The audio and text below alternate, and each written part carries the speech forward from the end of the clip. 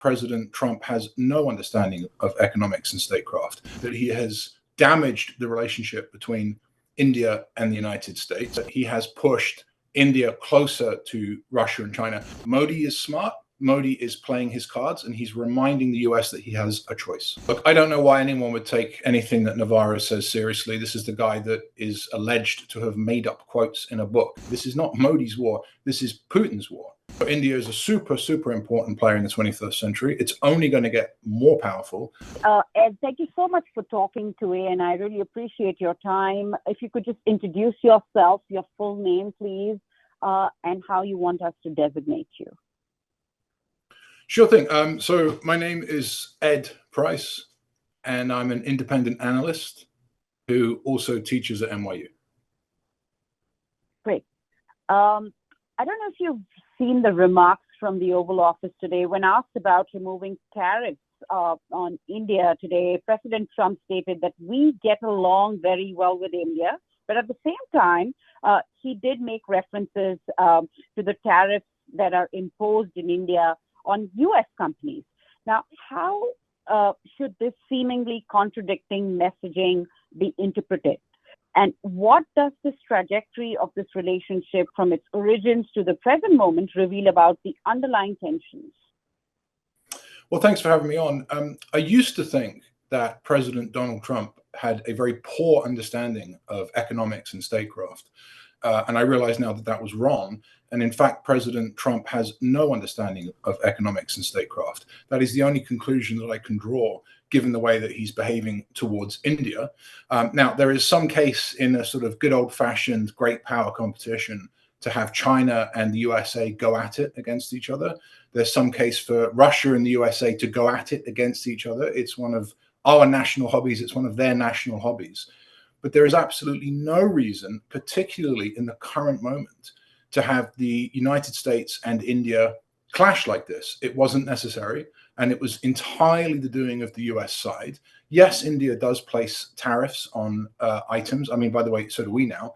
But the point is that India has a developing economy. So the entire conception of the post-war order was that those economies that were developing rather than developed would get the ability to put a higher tariff on goods. So I really don't know what he's talking about. I think that he has damaged the relationship between India and the United States. And it seems to me that he either does not understand the US national interest or is actively working against it, which is mind-blowing. Just a few days ago, we did see a united front that appears to be forming, which is President Xi Jinping, flanked by President Putin and Prime Minister Modi, all together in one frame, in one picture. How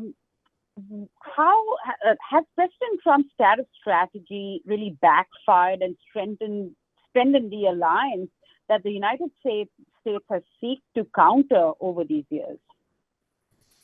Yes, I don't know that President Donald Trump has sought to counter anyone effectively. He seems to give Vladimir Putin whatever he wants. He doesn't really seem to be able to hold the line in his tariff war with President Xi Jinping.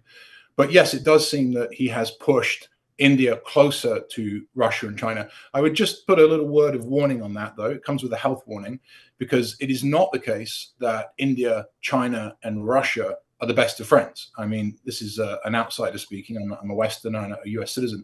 But it's pretty obvious with reference to history, as you just mentioned, that the Chinese and the Russians have a long-term complaint with each other. If I was Moscow, I'd be most worried about Siberia rather than Ukraine, to be honest with you.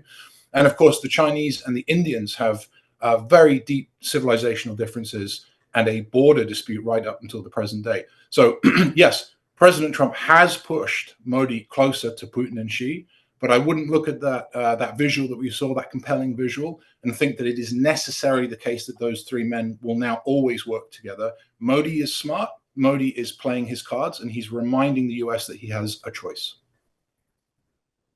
Now, some serious allegations coming in from Jake Sullivan, who has accused Trump of sacrificing India relations to advancing family business interests in Pakistan. To what extent might personal financial considerations be influencing the broader foreign policy decisions by the Trump administration, particularly keeping Pakistan in mind?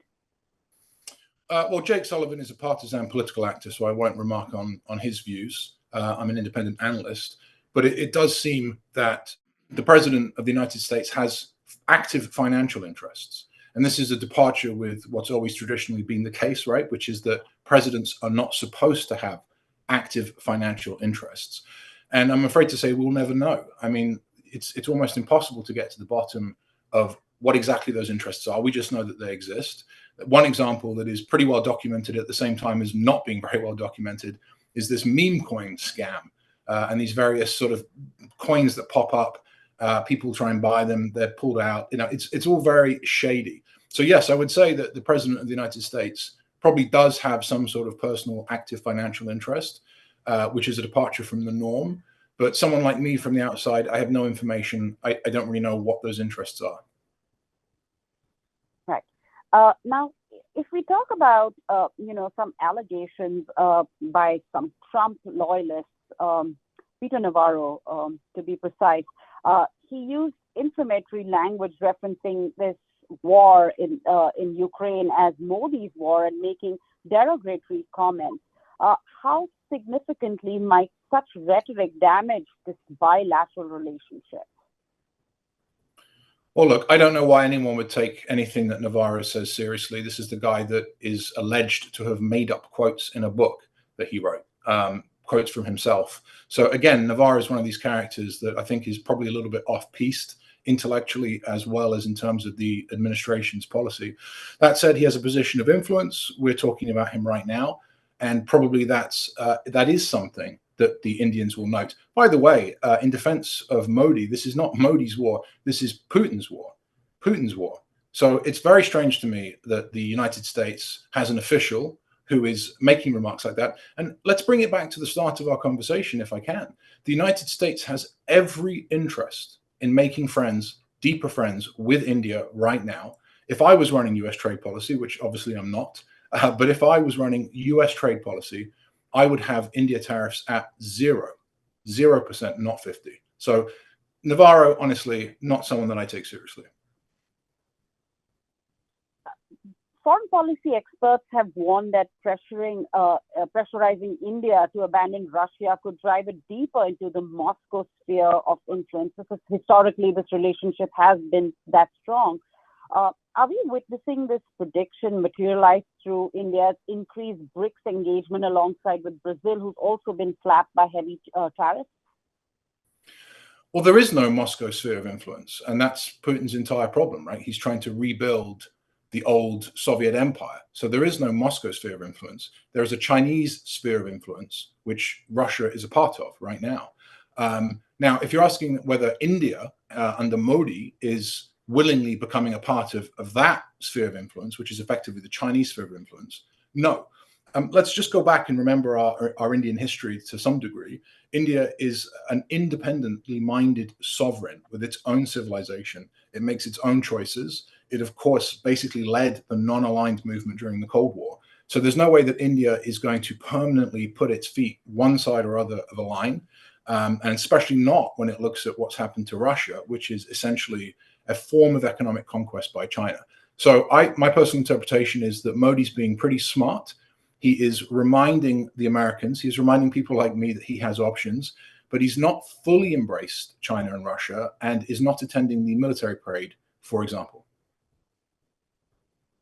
Well, my last question is, what concrete diplomatic and economic steps could actually reverse this current downward trajectory before the United States potentially loses what many analysts consider as the most crucial 21st century partnership?